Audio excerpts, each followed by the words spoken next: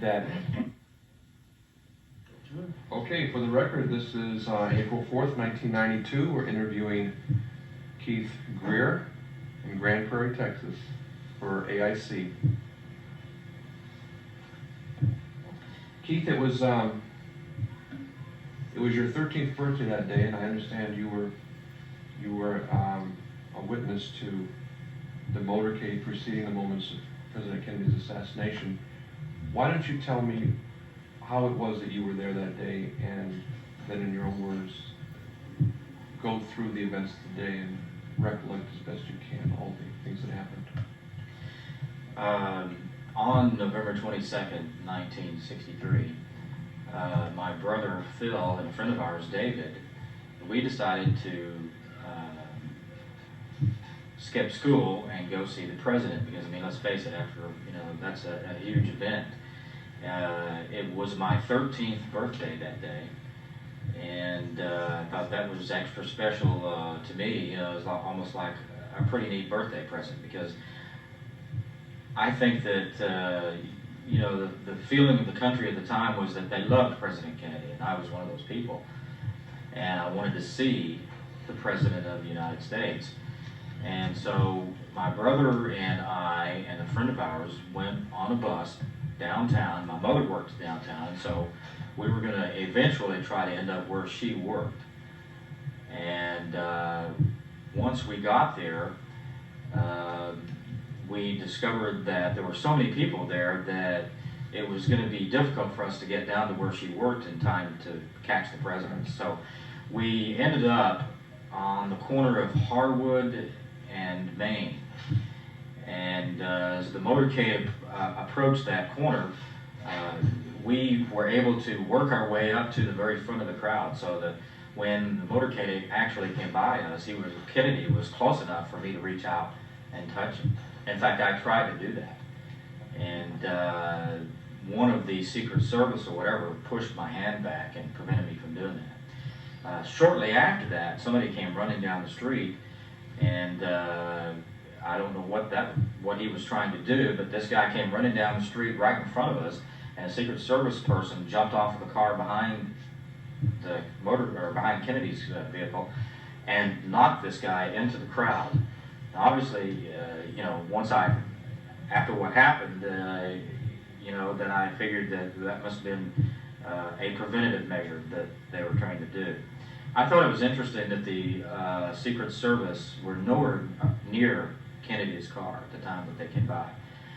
All of the Secret Service were on another vehicle, either standing on the running board on the side of the car or inside the car, and it was a black Cadillac, as I recall.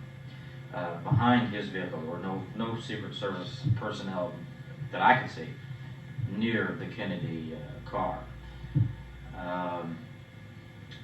Other than that, the most interesting thing that I afterward thought about was prior to the Kennedy motorcade coming to where we were, or passing in front of us. When we got off the bus, we were on Elm Street. I believe it was Elm Street, which Elm Street was where the motorcade was going to be coming up. And there was before the motorcade, there was a Chevrolet panel wagon. It was what we would call a Woody, because it had wood panels on the side. And it was a Honest Joe's pawn shop, and they had writing all over the car, different things, advertising. And as the car passed by, I didn't think anything about it. Well, actually, I did think, or I wondered how this car was able to go down the motorcade route before the motorcade, because there was no cars, no vehicles, no motorcycles, no anything on the parade route. Only that car came up the street by itself and prior to the motorcade and going back and forth like this. Obviously an advertising ploy is what I thought at the time. But I thought it was interesting that car was able to do that. The streets had been cleared prior to Kennedy's motorcade coming through. That's right. And then this car came along. Yes. How much before Kennedy's motorcade came through was this car doing this? I'd say it was probably about 10 minutes. maybe less than that. 10 minutes prior to the motorcade coming, the streets had been cleared. There were no vehicles, nobody was in the streets. And everyone was waiting in anticipation for the motorcade, as I was, and then here comes this car, Honest Joe's, weaving back and forth like this, and it went around the corner as we were making our way over to Main Street, where we ended up at Harwood in Maine. It came by us and then went down Main Street, just doing the same thing. It was the only vehicle on the road by itself. I never thought about it until later on, but on the back of the car, the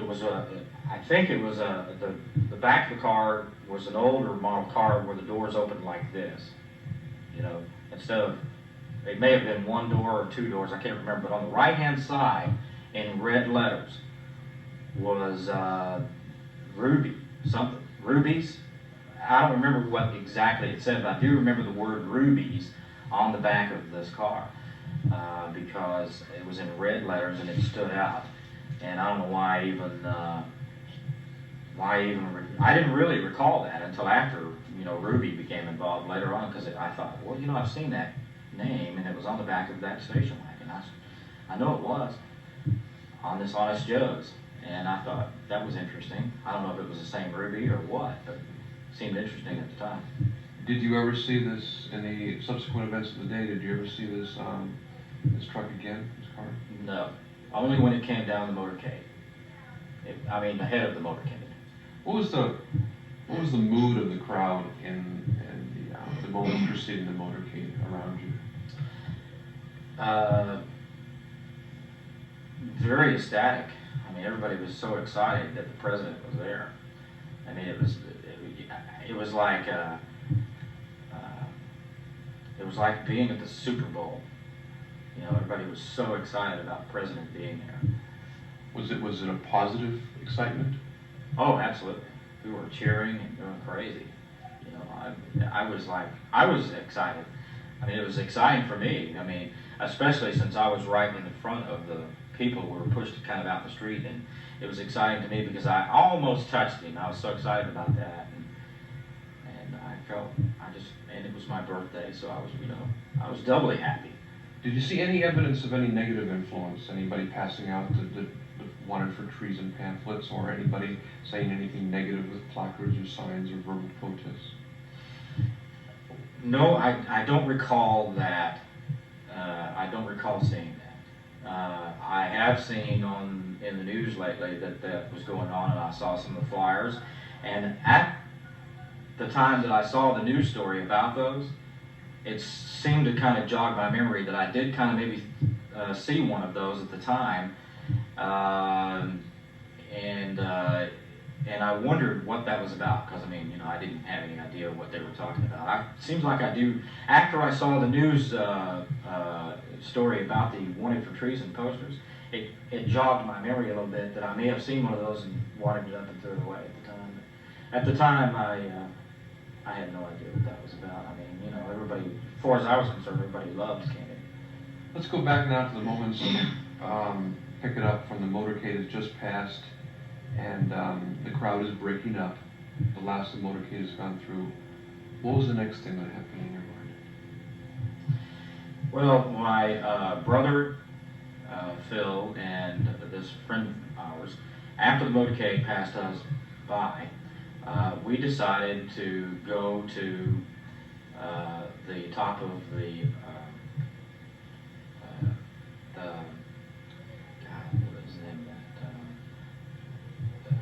Southland Life Building. We went to the top of the Southland Life Building after the motorcade passed by us. We made our way to the Southland Life Building, and they have an observatory on the top of that. So we went to the top of there right after that. While we were on top of the Southland Life Building, as soon as we got to the top of the Southland Life Building, they had a television going in there. And as soon as we got there, it wasn't probably 5 minutes after we were there, Walter Cronkite came on and said the president had been shot. I couldn't believe it.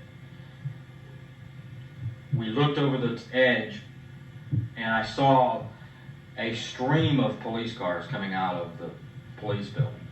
There must have been, it was one after the other. There must have been to me in, I'd say 50 police cars, one after the other, just flying out of the police station there. We could see that, and we heard all the sirens and so forth. I mean, I was totally devastated when I heard that. So we immediately left the Southland Light Building, went back downtown, and tried to make our way back down to where my mother was once again, which she was right there where it happened. We didn't really know where it happened at the time. We knew it was down the other end of town. So we were trying to make our way back down there, and people were just, I mean, if you can imagine thousands of people in the streets of Dallas all crying at the same time. I mean, it made me feel terrible. I felt guilty. I felt guilty because it was my birthday. It was my 13th birthday. And for some reason, my mind at the time, I'm thinking, God, you know, I felt terrible. It was devastating. What, just to get a reference on the time frames here, what do you estimate the driving time from the time that Kennedy passed you until he was in Dealey Plaza, and the time it took you and your brothers to get to the top of the building that you went to? The time that it took us to go from Harwood in Maine to the Southland Light Building was very quick. Couldn't have been more than probably 10, 15 minutes. I don't think it was more than 10 or 15 minutes that we got to the top of the Southland Light Building, and we were there probably about 5 minutes and then heard the news and went immediately back down. So it took us probably another 10 minutes or so, 10 or 15 minutes, because at this time, once we found that out, we were really in a hurry, of course, to go and see what was happening. And so we obviously got back to where we were quicker than what we went to the Southland Light Building. So I'd say we were back down on either Elm or Main Street, I'm not sure. We were down in that area within 10 or 15 minutes after leaving the Southland Light Building. Probably more like 10 minutes. And we still tried to make it down to where my mother was at and never did really go that far. We were so devastated, and we were crying along with everyone else. I didn't, you know, it was getting later in the day too, and I thought, well, you know, my brother and I both had paper routes, evening paper routes, so we had to go deliver the papers, so we had to get back home. So we got on the bus and got back to where we pick up our newspapers on the paper route, and you know, and they were late.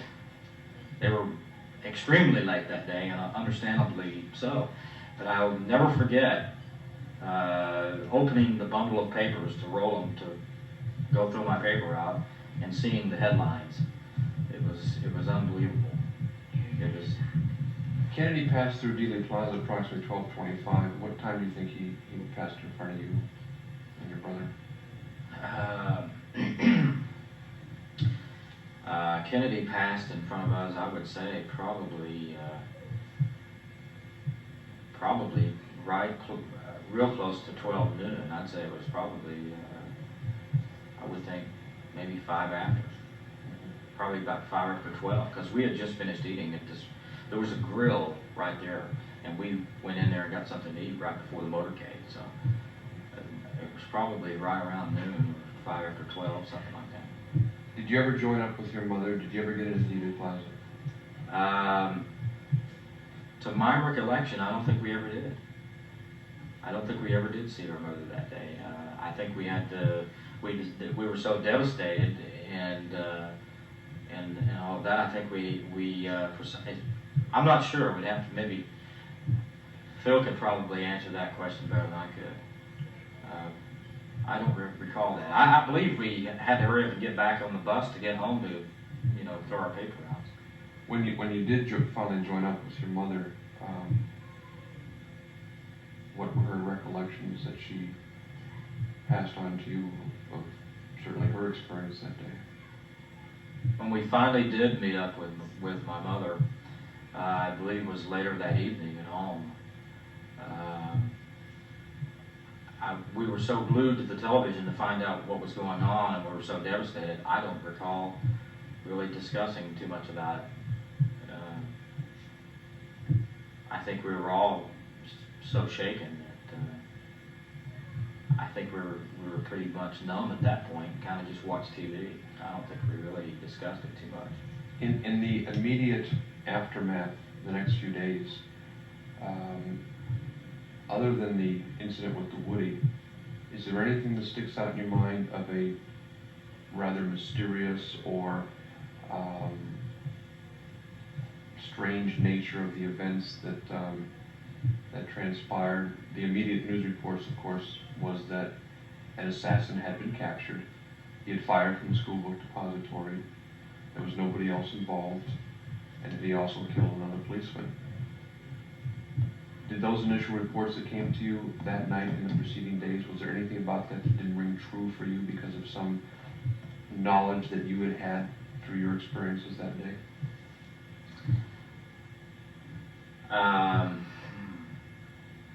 I think that after watching the news reports and all the information that came in the days following the assassination, well, of course, it wasn't very long after that that Oswald was killed, which I saw live on television when it happened. I don't think there was anything that I personally saw during the time of the motorcade that would lead me to believe anything other than what was going on at the news at the time. But personally, I can recall at the time I did not believe any of it. I thought, even that very day, I just felt like that, I mean, as soon as after Kennedy was assassinated, then my very first thoughts were that this was more than what they were saying. I felt that immediately as soon as I saw the news, and the reasons for that were not necessarily because what I saw in the motorcade, other than the fact that the Secret Service weren't protecting him like I thought they should. Other than the fact that they didn't have the bubble top on the car, which I, obviously later found out in the news that they could have had and had it available, but apparently Kennedy said he didn't want it or whatever. But it just seemed like there was more to it than we were led to believe at the time. Any particular reason that you would feel that way? No particular reason that I would feel that way, other than the fact that, like I said, I didn't feel like at the time that the Secret Service were protecting him like they should. I felt like that every time that I'd seen the president on television in the past, any president, that the Secret Service were always walking beside his car, or they were around him in some way. And I thought that that was very strange at the time when he passed by, that they were all riding on the car behind him, that they were nowhere near him at all. I mean, any one of those people, in my mind, could have, as I tried to reach out and touch him, anyone could have done the very same thing, but had a gun in their hand, in my opinion. He could have been killed anywhere on the motor route, in my opinion.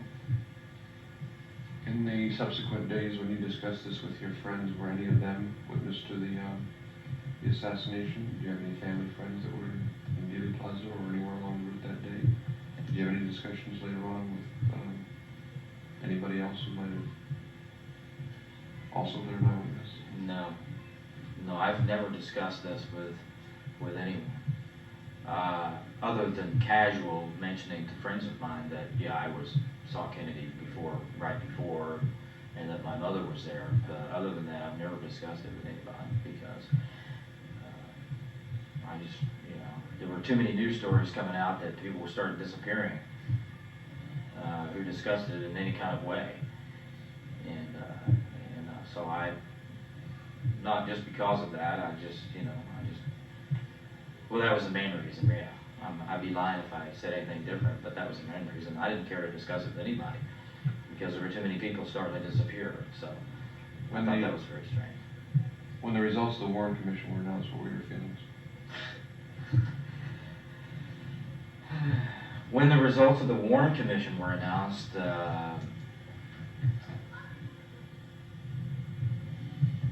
I thought that,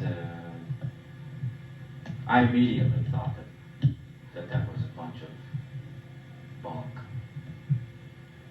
And it was just a gut feeling. Some of the things that they discussed about the parade route and about the motorcade and how the Secret Service were there protecting him and all that stuff, I thought, no way. You know, I just felt like that they had,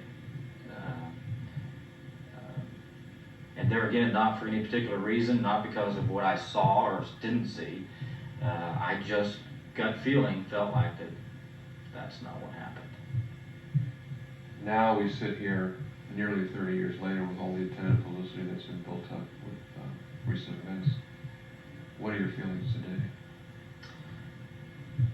I think that now, after 30 years, after the Kennedy assassination and because of the Oliver Stone movie, JFK, it's opened up the whole thing again. I think it's great. I think that I'm very hopeful that they will get to the bottom of this thing. I don't think that they're going to get to the bottom of this thing by opening up the files, because I think it's pretty obvious that whoever was the person that created the conspiracy was powerful enough to be able to create the conspiracy and have it last this long, was also in a position to be able to make the files so that they're not going to tell us anything anyway. I think that I do believe that over a period of time that we will find out the truth. And I think we'll find out the truth by more people coming forth and not being afraid to come forth with information that they have. And I think that as in any crime, I think people make mistakes. And I don't think there's a perfect crime that's been committed yet. And I think this is far from perfect. And I think that eventually, because of the public outcry and the publicity, recent publicity, that people are going to find those mistakes. And I think that's when we will find out what happened. Once we find out where they made the mistake. Why do you think it's important that Americans find out the truth? It's been almost 30 years now. Why is it so important in your mind? I think that even after 30 years, that it's important that we find out what exactly happened. I think that it's not only important to find out who the real guilty parties are, but I think that it's more than that.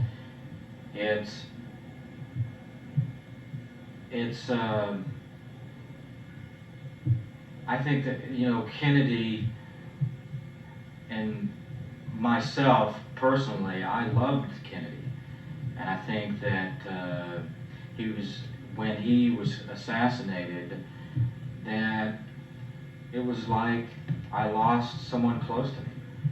And I think other people feel that way. And I think that anyone would want to find out who the guilty parties were because of that feeling alone.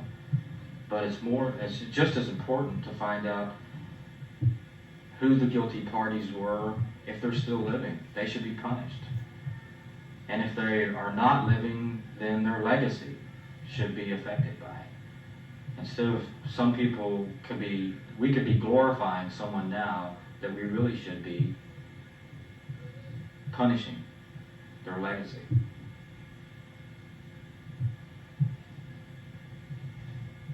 Do you think Lee Harvey Oswald did it?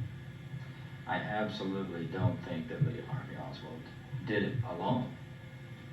And in light of some of the new evidence that I've seen, aka the FBI film that shows the 6th floor window with another person possibly in there, I have to yet to see whether that's true or not. They're going to enhance the photo, I understand. If that's true, then certainly he's not alone. That proves a conspiracy. I personally don't think that Lee Harvey Oswald did it alone. No way, no how. Okay, John, you cut it. Keith, thank you very much. I appreciate it.